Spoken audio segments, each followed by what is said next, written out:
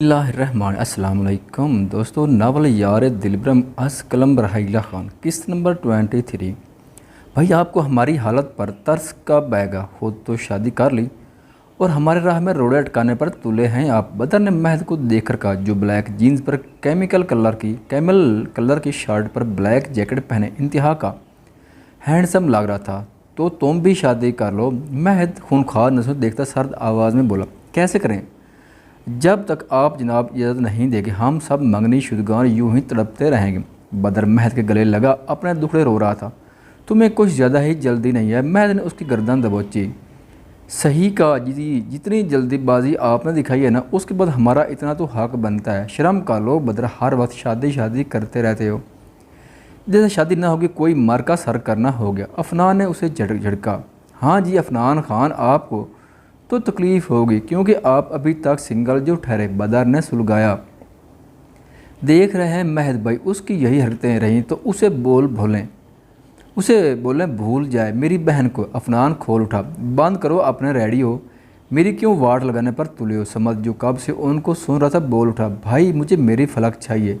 समझ नडर सा महद के सामने सीना ताने बोला, और मुझे मेरी ज़रीन। बदर ने भी गर्दन अकड़ा कर कहा, जबकि अफनान जले दिल से उनको घूर रहा था। हो गई बकवास, चलो निकलो अब। कोई नहीं हो रही शादी, पहले हरकतें दुरुस्त करो फिर ही मेरी बहनों का ख्याल दिल में लाना। महद ने दोनों को रोबदार आवाज़ में कहा। महद कुछ देर पहले ही आया था कि हवेली में सबसे मिल के मर्दान खाने की जानिब बढ़ गए, जहाँ उस वक्त अरसलान खान, मनान खान और 7 बाकी लड़के भी जमा थे। वहाँ शायद कोई जरगा था कि काफ़ी सारे मेहमान थे। उसके जाने से पहले ही सब जा चुके गए। महद को देखते वो लपक कर उसे बगलगीर होते अपना रोना शुरू कर चुके थे। महद बेटा, उनकी नया पाल लगानी पड़ेगी, नहीं तो ये झिंगे यूं ही पीछे पड़े रहेंगे। मनान खान ने मुस्कुराते हुए कहा, जबकि महद ने सर हाँ में हिलाया और सब एक साथ हवेली के अंदरून हिस्से की जानिब बढ़े। तो ठीक है, कल से घर में शादी के फंक्शन स्टार्ट हो जाएंगे। मैं आज ही चचा जान की फैमिली को बुलवाता हूँ। सब से मशवरा करने के बाद और अपने बच्चों की जल्दबाजी देकर उनकी ख्वाहिश को पूरा करने की खातिर अरसलान खान ने हतमी लहजे में कहा, जबकि महद लब भींच गया।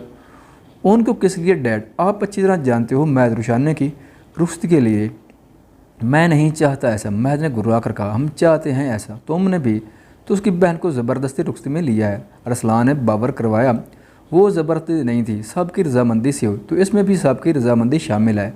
अरसलान खान ने अपने सर फिरे बेटे को देखकर चबा कर कहा, बेटा रुशाना की खुशी की खातिर मान जाओ, सारी नाराज़गियाँ गले शिकवे ख़त्म करो। आप भी जानते हो हमारे बीच इख्तिलाफ़ात किसी तीसरे की शर्पसंदी का नतीजा है। बच्चों को कब तक यूँ सजा देंगे? जो भी है, मेरे ख्याल में अब सब ख़त्म करके एक हो जाना चाहिए। खाना बी ने प्यार से समझाया, जबकि महद ने सपाट नज़रों से रुशाना को देखा जो ज़रीन की किसी बात पर हंस रही थी। वो सब लड़कियाँ सिवाय इनफाल के उनसे दूर एक जने बैठी अपनी बातों में मगन थी। रुशाना से पूछा आपने? महद ने गंभीर आवाज़ में अरसलान खान से कहा, पूछने की क्या ज़रूरत है आपको? उसके चेहरे पर खुशी नज़र नहीं आ रही।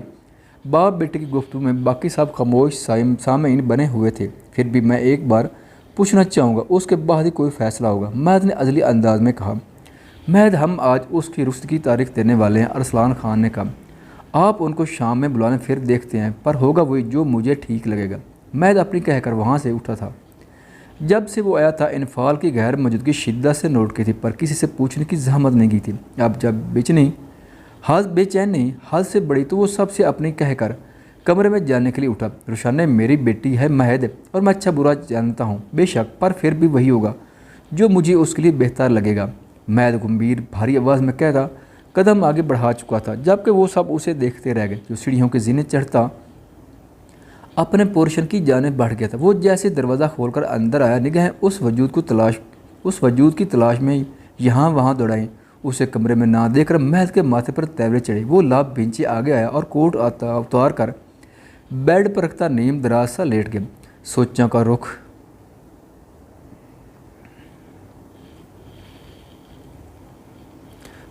इनफाल की जानिब था। वो बेड से नीचे टांगे लटकाए, दाएं टांग को जलाता दोनों बाजू सर के नीचे रखे इनफाल के बारे सोच रखे। जब क्लिक की आवाज़ के साथ दरवाज़ा खोले, वो सर पर टावल लपेटे भीगी भीगी सी बाहर आई। वो अपने ध्यान में चलती ड्रेसिंग मिरर के सामने जा खड़ी हुई। महद जो बिफरा हुआ था उसको देखकर सारा गुस्सा झाग की तरह माने बैठ गया। अब वो पुरशौक निगाहों से उसे देख रहा था, जो बगैर दुपट्टे के रेड शर्ट और रेड कैपरी में मलबूस धुले चेहरे में इंतहा की प्यारी लग रही थी। महद की नज़र उसकी पोस्ट पर सकी जहाँ भीगी शर्ट उसकी पोस्ट से चिपकी हुई थी और शर्ट पर लगी जिप खुली होने की वजह से उसकी दूधिया कमर नज़र आ रही थी कि महद के दिल ने बेसाख्ता बीट मिस की थी। उसने नज़रों का जाविया बदलकर मिरर में नजर आते उसके अक्स को देखा। उस पागल पठान के आने से पहले मुझे इस कमरे से निकलना है। इनफाल झटके से टॉवल बालों से निकलती बुड़बुड़ाए। महद चौंके बेड की पैनी के करीब नीमराज थे, इसलिए वो उसे मिरर से देख ना पाई थी। उसकी बुड़बुड़ाहट पर महद ने आबरू चुकाई। पता नहीं हिटलर की कापी को मुझसे मसला किया। आप बाकर धूस ही जमानी इस बागड़ ने।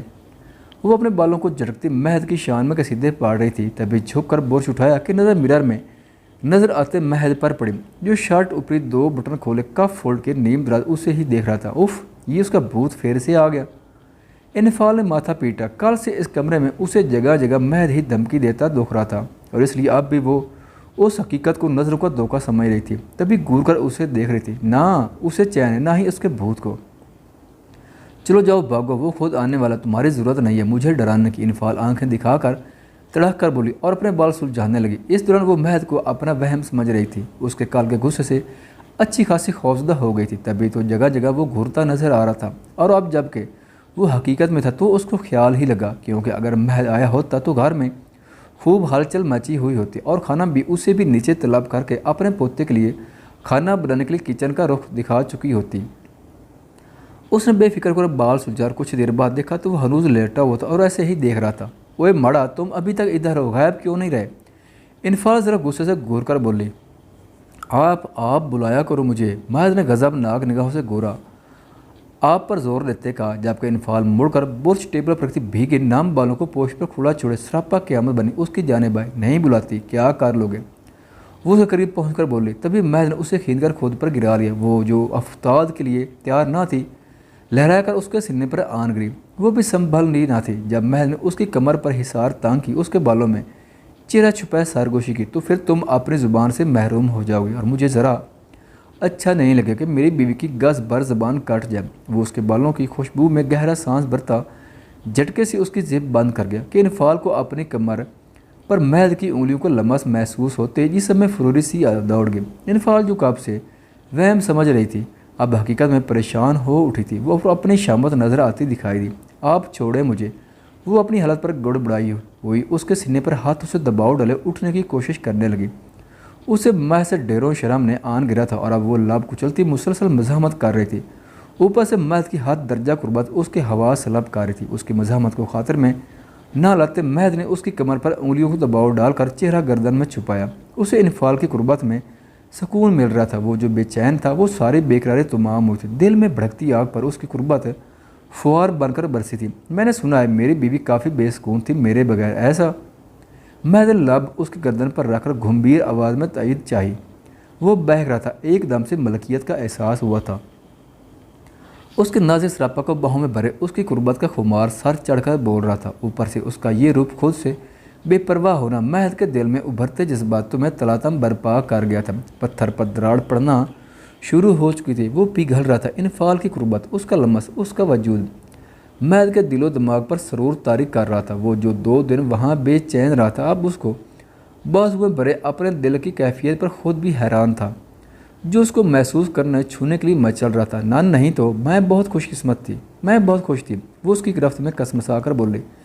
महद के गर्दन पर सिरकता दहकते कोयले की मनस सरसता लमस इनफाल की धड़कनें मुंतशिर कर गया था। क्या कर रहे हैं आप? अपने गर्दन पर जा वो लमस महसूस करती लड़खड़ाती आवाज़ें बोली और उसके कलर को मुट्ठी में दबोचा अपनी बीवी के सुकून का इंतज़ाम कर रहा। वो झटके से करवट बदल कर गहरी गिटार की तरह उस पर छा गया, जबकि इनफाल ने ज़ोर से आंखें मेच ली थी। उसका नन्हा सा दिल सूखे पत्ते की माने लाज रहा था। महद का ये रूप उसके 14 तबक रोशन कर गया था। मैं खाना बी को बताऊंगी, आप मुझे।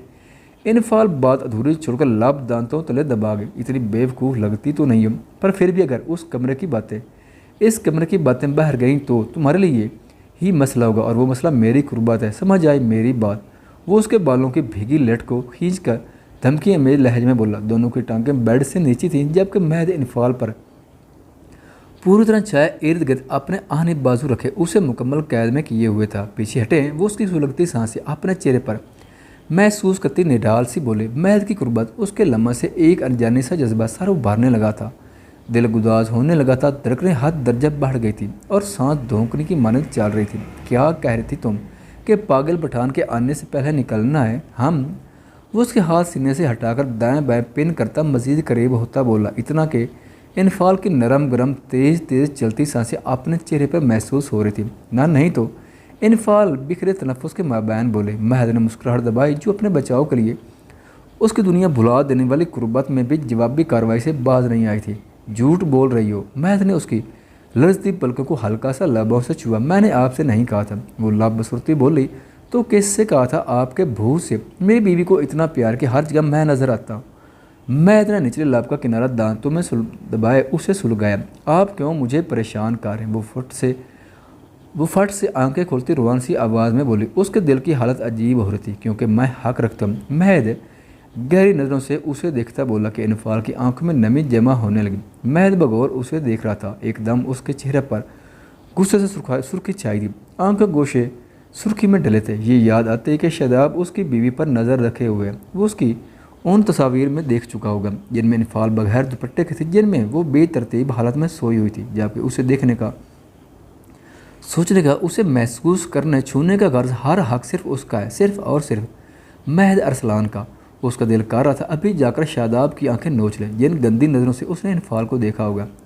इस दिमाग को कुचल दे जिससे उसने इनफाल के बारे सोचा होगा। उस दिल को निकाल दे, उसे पैरों तले मसल दे जिससे उसने इनफाल के बारे जज्बात रखे होंगे। महद की लहू छिलकाती आंखों में देखकर इनफाल का चेहरा जर्द पड़ा था। वो उसकी पनाहों में हौले हौले कांपने लगी थी। जिसका चेहरा संजीदा था, माथे की रगें उभर आई थी और वो साद निगाहें उसके नकूश पर नजरें जमाए हुए थे। तुम कमरे से बाहर नहीं जाओगे। महद भारी आवाज़ में हुक्म दिया और उस पर से उठ खड़ा हुआ, जबकि इनफाल भी जल्दी से उठकर उससे दूर जा खड़ी हुई। महद ने उसकी हरकत पर कटुल्ली नज़रों से देखा और सर झटक कर शर्ट के बाकी के बटन खोलने लगा। मैं कल से इधर हूँ, एक बार भी नहीं गई नीचे। इनफाल उसे देखती मनमनाई तो वो शर्ट उतारकर सोफे पर उछालता बोला और वार्डरोब की जाने बढ़ा, तो मुझे अब उस कमरे से बाहर जानना है। इनफाल उसकी चौड़ी पोस्ट को देखकर हल्का तर्क करती निगाहें झुकाए बोले, जबकि महद ने पलट कर साद निगाहों से घूरा। वो जानता था कि रात के हवाले से खाना भी सा दिया और उसके बच्चों को बुला चुकी होगी और कुछ ही देर में वो पहुंचने वाले होंगे। जबकि महद इस वक्त इन दोनों बहन भाई को